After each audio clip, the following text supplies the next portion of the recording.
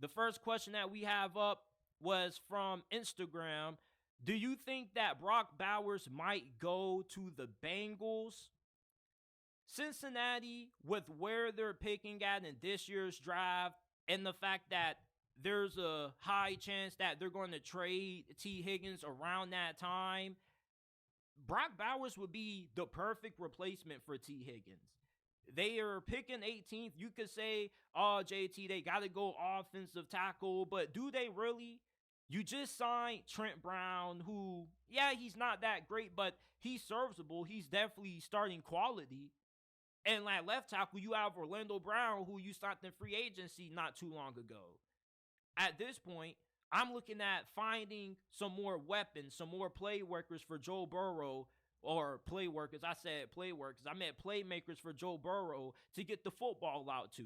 Brock Bowers would be really unique in that Zach Taylor offense. You got a tight end who can not just line up and be a traditional tight end, but he can line up, be a slot receiver for you, an outside receiver for you. He's a good route runner.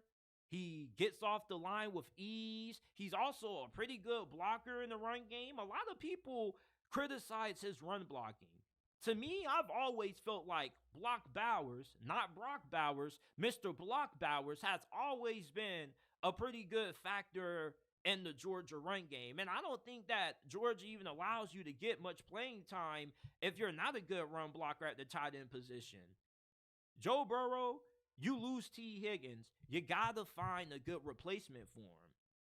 And around the pick that you have at 18, Brian Thomas Jr. probably could still be on the board. You could have the chance of getting a A.D. Mitchell. But why get one of those guys when you can get a generational tight end prospect and Brock Bowers? Brock Bowers will have such a bigger impact on Cincinnati's offense than what a wide receiver would, which may sound crazy, but think about it. When you have a generational game-changing tight end, it's harder to stop that than it is to stop a game-changing receiver at times, because tight ends are too athletic for most linebackers to be able to cover. And they're also way too damn big in size and stature for defensive backs like corners and safeties to be able to hang with. You get somebody like Travis Kelce or Rock Gronkowski, Antonio Gates, they're glitches pretty much in real life. Just because you can line them up anywhere and they can be a mismatch. You keep them at tight end, no linebacker can keep up with them, no safety can cover them, and you line them out wide with their size and their physicality. Most cornerbacks aren't going to be able to handle that. You give Joe Burrow, Brock Bowers, you see how good Dalton Kincaid was last year. Brock Bowers could be better than that. He could have a better rookie season than what Sam Laporta had. Hell, we could see Brock Bowers put up the greatest rookie season ever for a first tight end in the National Football League. You're going to need to find that replacement for Tee Higgins. You could try to roll the dice with how deep this receiver class is and get his replacement in round 2, 3, or 4 and get an offensive tackle. But Brock Bowers, if he's still on the board at 18, or you have the opportunity to trade up for him, a lot of mock drafts don't really have him going in the top 10 unless they have him going to the New York Jets.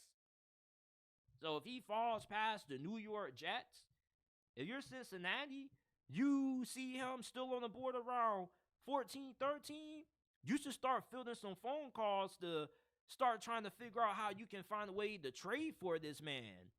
You need to find the replacement for Tee Higgins. And you don't want to end up just drafting a wide receiver in the second round that ends up not working out just because this is a deep class. Just because it's a deep class doesn't mean that every receiver is going to hit. Brock Bowers is the equivalent to a receiver. He can do both, tight end and receiver. He's a better prospect than what Kyle Pitts is. We talk about how generational Caleb, Malik Neighbors, and Marvin Harrison Jr. are, but Brock Bowers should be talked about way more than what he has. Cincy, will they be able to get him? I really do think that there's a chance they can. Realistically, though, I don't see him still being on the board at 18. It could be. He could be. I'm not saying that it can't happen. I'm just saying that, he's just so good of a player.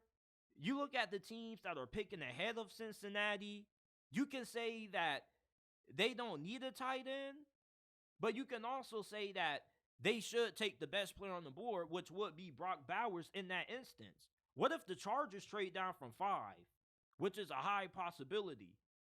They could get the 2 first-round picks that Minnesota has, and they definitely could take Brock Bowers at 11. And with Greg Roman being their offensive coordinator, how much he loves tight ends, it would make more sense for them to take Brock Bowers as their first pick in this year's draft than it would to take a receiver. That's what Greg Roman loves to do. He loves to get his tight ends involved in the passing game.